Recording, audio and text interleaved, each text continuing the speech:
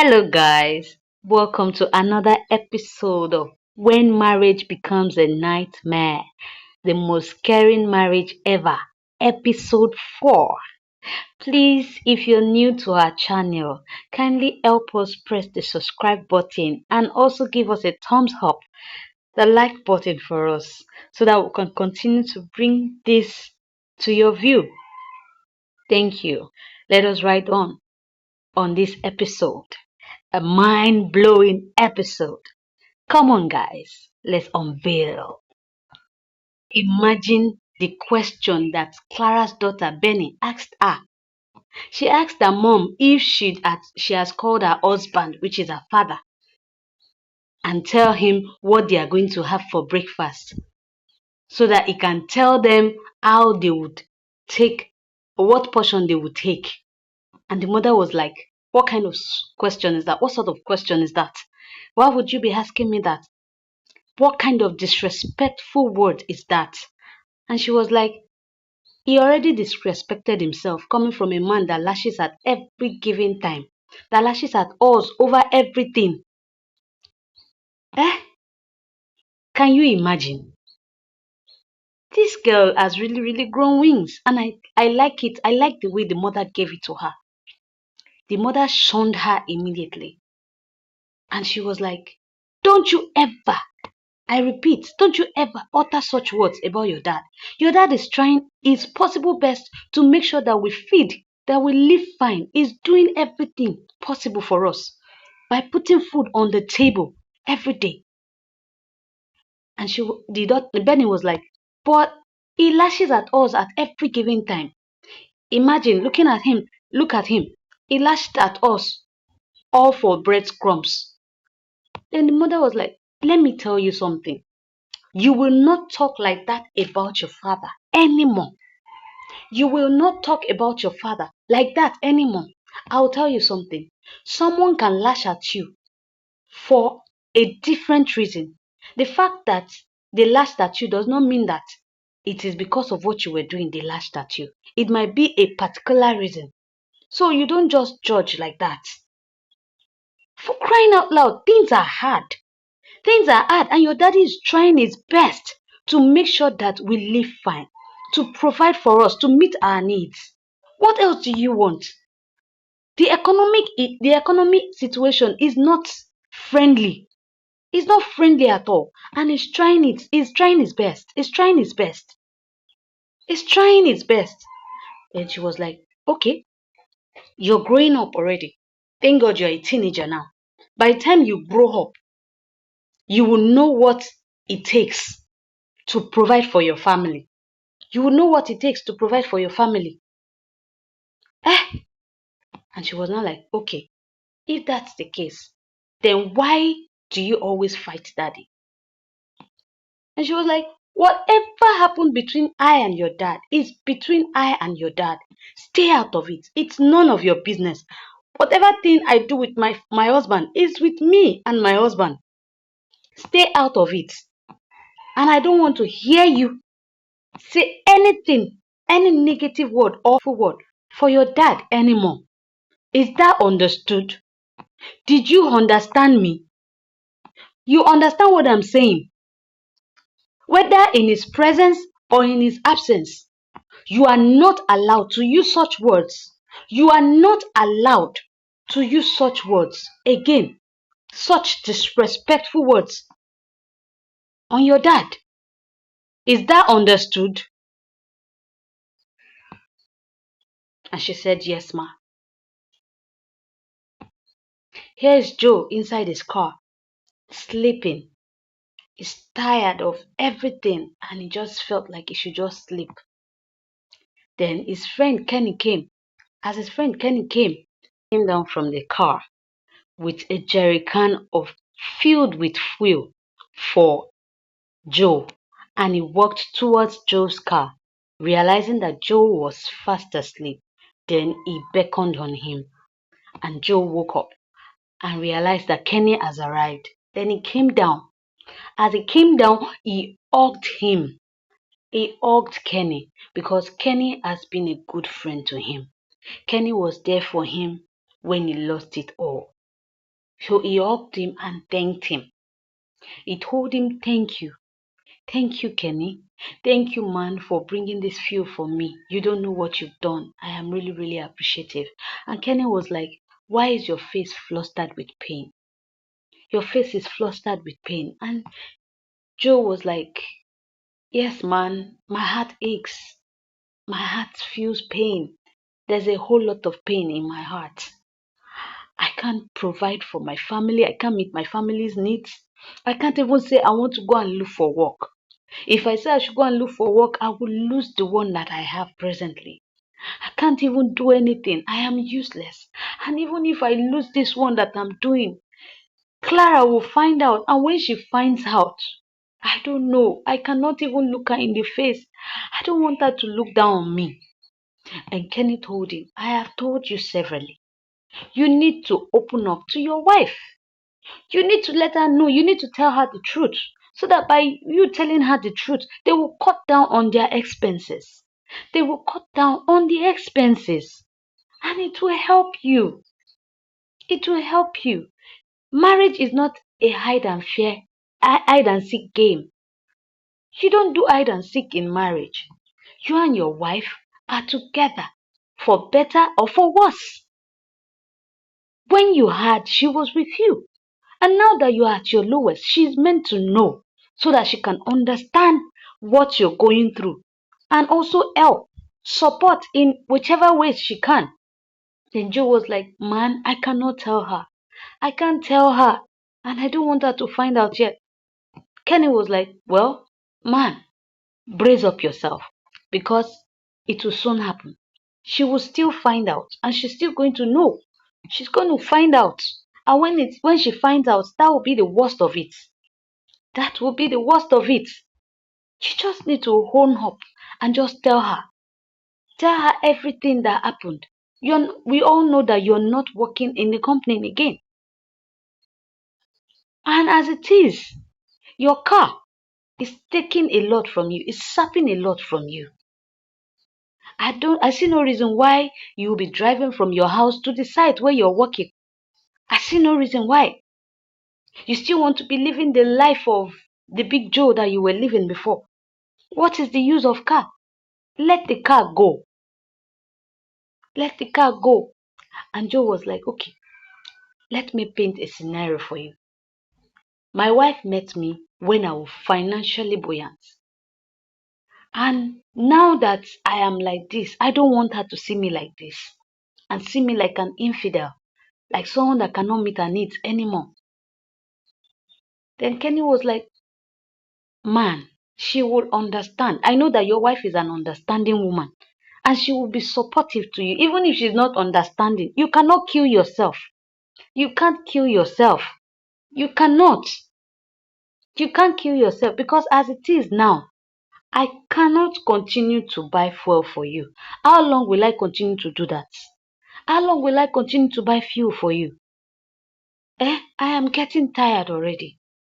And Joe was like, "Man, is that an insult? Are you insulting me? Are you insulting me or what?" Kenny was like, "I am not insulting you. But if you feel insulted by what I said, if you feel insulted by what I said, then you have an issue. You have a problem. There's a problem with you. And you need to check yourself. There's a problem with you and you need to check yourself. All I know is I am done. I am done. You can suit yourself for all I care. Do whatever thing you want to do. I cannot force you. It's a good day to you. And you can keep the jerrycan. There's a lot from where it came from." And Kenny walked out on him and walked towards his car. Went to his car and drove off. While Joe he was confused. He didn't even know what to do. He was just looking at Kenny as Kenny drove out. Clara is at home doing her cleaning. And while she was cleaning the stairways, her phone rang. Then she went to pick the call to find out who it was. And when she got there, she realized that it was an unknown number, hidden number that was calling her. And she was like, Who will be calling me with an ED number? Then she received the call and said hello. And as she said hello, the voice that came out of the call sounded like someone that she knows. The person called her my love. Then she was trying to think that who would use such words for me. And all of a sudden, her mind flashed back to her ex. Then she called out, and the ex was like, so you still remember my name? You still remember my voice after 20 long years? And she was like, really? To what do I hold this call? And he was like, I would like us to meet. I want us to meet. I want us to talk. Then she said, okay. And he told her that I'm going to send you the address to the place where I want us to meet. Then he hung up. Then she was like, what could be the problem? Why is he calling me? Clara called Dami over and explained everything to Dami. Then Dami told Clara to go, that there's no harm in it, that it's an harmful visit, and there's no harm in it, that she should go. That what is there if a friend that you've been with and you guys are not together for a very long time called you and want to see you? And she was like, I understand. But this person that is calling me, we were in relationship before and we didn't even break up. He just left. He disappeared and I didn't see him again. I don't know. It feels awful. It feels bad. It feels wrong. It feels wrong. Someone that just left 20 years ago all of a sudden resurfaced and called me out of the blues that I should come, that he would want to meet with me. What would I say? What would I tell my husband? How will I do it? How? How will I do it? I don't know. I don't know at all. I don't know. And Dami was like, you can't make an enemy out of an old friend. And your husband cannot make an enemy out of your ex. He is your friend. You guys know yourself for long. Clara was still like, yes, but that doesn't mean that I should go because he called me. That doesn't mean I should go. I don't think I should go. Dami was still insisting that she needs to go. That after all, the place where you guys are meeting is not an hotel. It's not an hotel. It's an open space. It's a garden. And it's not that it's going to harm you there. It's open. People are there. Why not just go? Free yourself. Be yourself. You've been inside for too long. You're feeling choked. Just go out. Go out. Free yourself. There's nothing wrong in you going. It's an harmless visit. Does not have anything to do with anything there.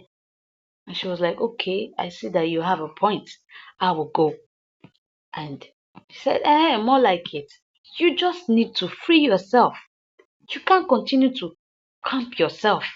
You can't continue to feel choked. Just feel yourself and be free. Be free. Go out there. Explore. You can't continue to sit inside. Yeah, okay. The advice is okay that she should explore. But I see no reason why she should answer that call. Okay. Dami said she does not know the reason why he's calling. Maybe there's a reason for his call. But for someone that just went into thin air, that disappeared without any prior notice, one should be careful about that kind of person. That person is not calling for a genuine reason. I believe he has an ulterior motive. And with the way I'm looking at Dami, Dami also has an ulterior motive for her to force her and be telling her that she should go, she should go, she should go. There's an ulterior motive behind it. There's an ulterior motive behind it. Then she said, okay, she will go.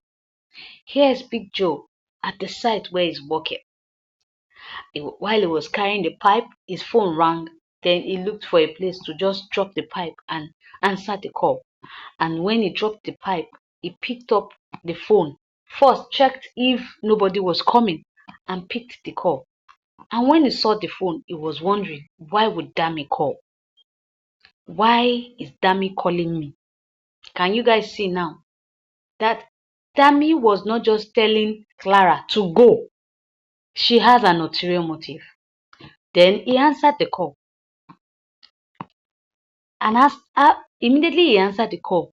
The question Tammy popped to him was that, okay, did your wife call you? And Joe was wondering that, why would my wife call me?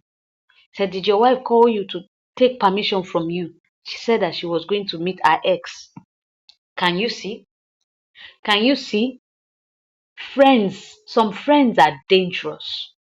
Some friends are very, very dangerous.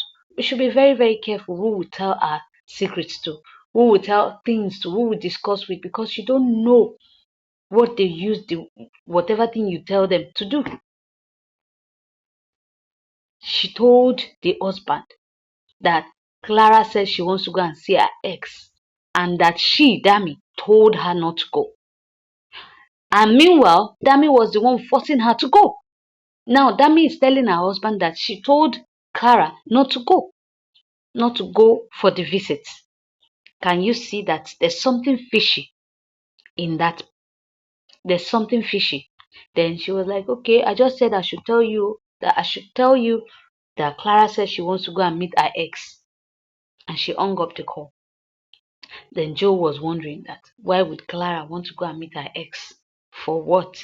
Then he dialed Clara's number and put a call through to her.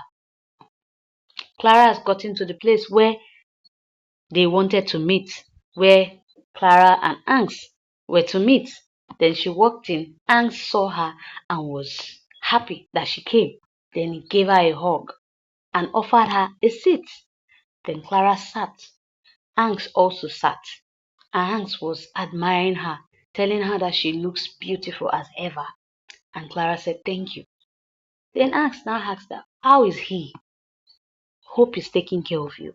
Then Clara was confused that, you know that I'm married. So why did you call me here? Said, yes, I know you are married. I know your husband's name is Jonathan.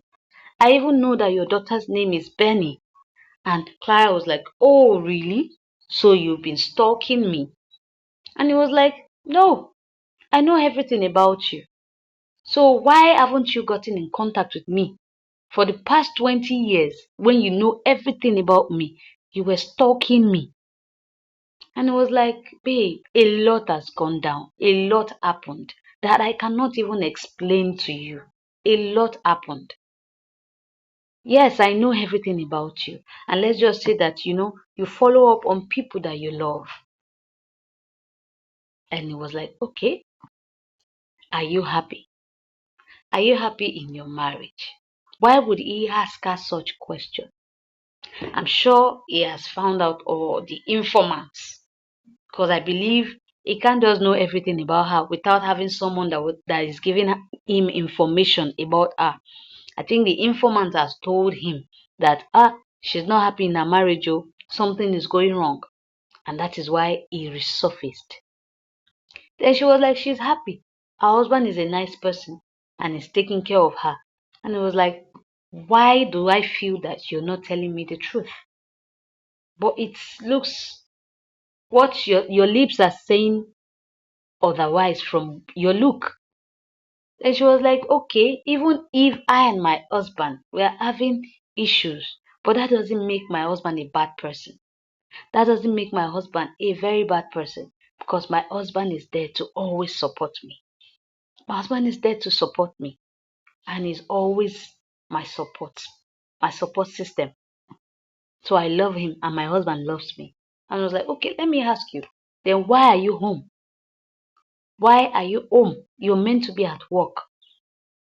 Then she smiled and was like, let me just say, I'm married to a man that does not want me to work, that wants to meet every of my needs. Then Angst told her that no matter how you are meant to work, a man is meant to allow his wife to work. A man is to allow his wife to work. He can't just camp you. He can't camp you. You need to work.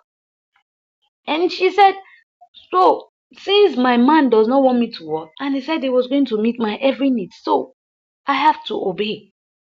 You can't stay. You can't stay. You need to demand. You need to demand that you need to work. You need to give yourself a life. Going out, meeting people is part of life. It's part of life. You need to grow yourself.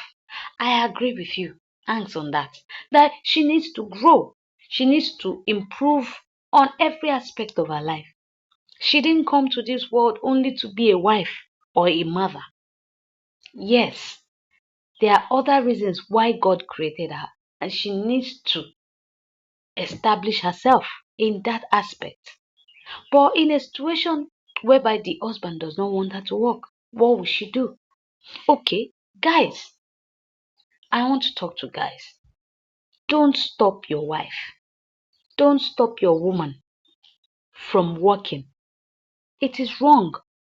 It is wrong. It's just like she telling you that you two you don't work. So if you don't work, how will you cater for your family?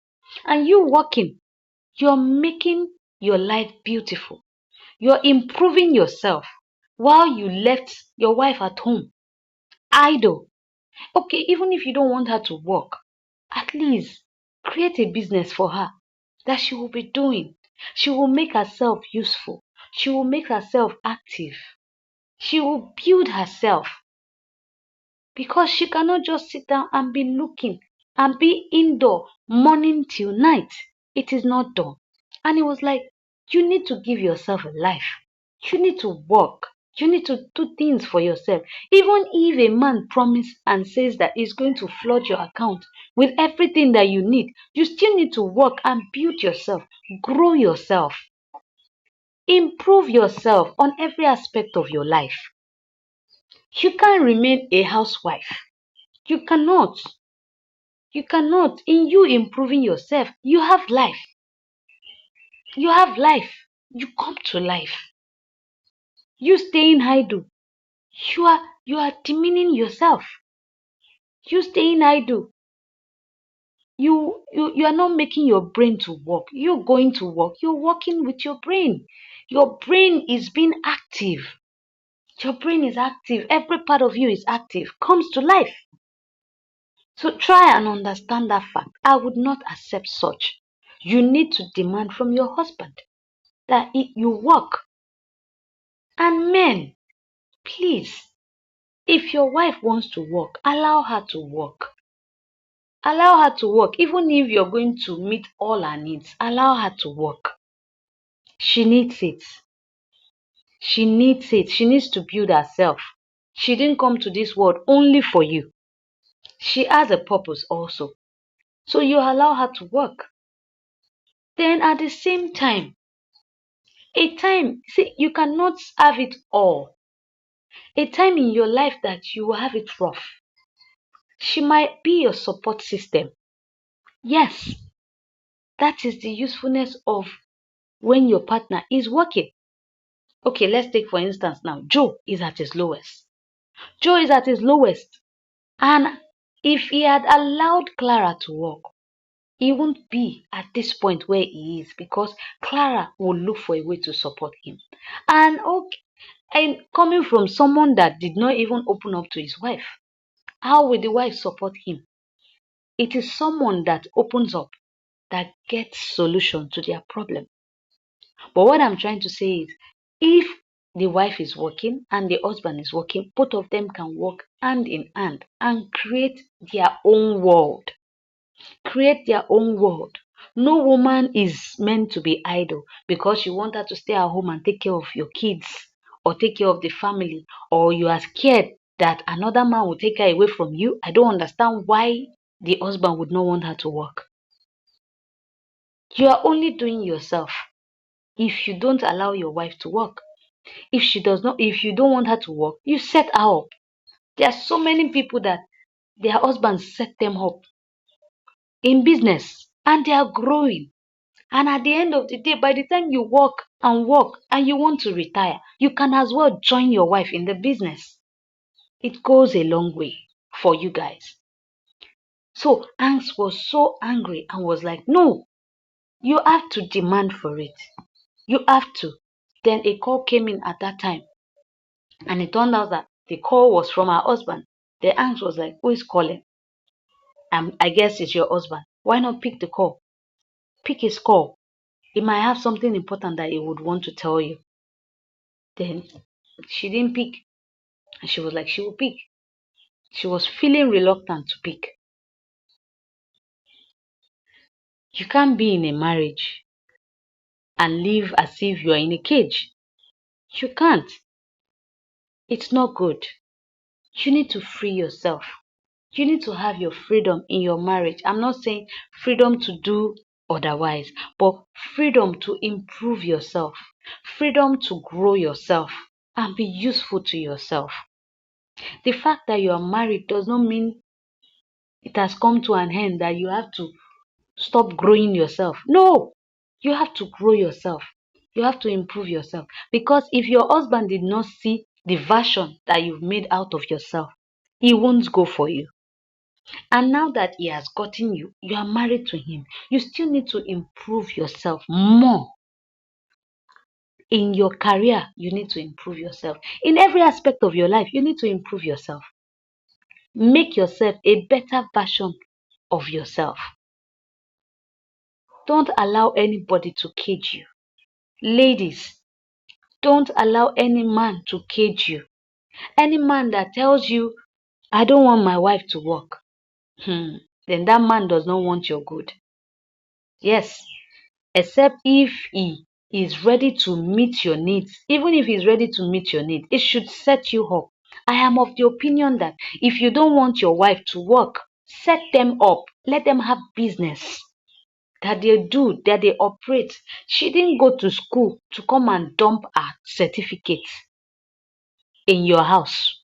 No, she went to school. Her parents spent on her, sent her to school for a purpose, for her to be useful to herself. And because of that, you cannot make her useless in your house. You cannot confine her to the four walls of your house. She has to go out there and explore the same way you are exploring. So, that is my take on that. And my advice to Joe, what I would say concerning Joe is his car is a liability to him. He does not have any investments that he can fall back on. As it is his car. And his car is sapping a lot from him. How long will he continue to drive the car and be begging for fuel? He has not finished feeding his family. Is it car he will not start feeding? No. My opinion is he should sell the car. Then if he sells the car, he can use whatever money he realizes from that car, from the sales of the car, to start up a small scale business and grow. Since he cannot look for work, at least he will start a business for himself and make something out of it. We know of so many people that they lost their jobs and they started something out of nothing. They started a business out of no money. And now today they are multimillionaires. So it takes wisdom and determination to be able to grow in life.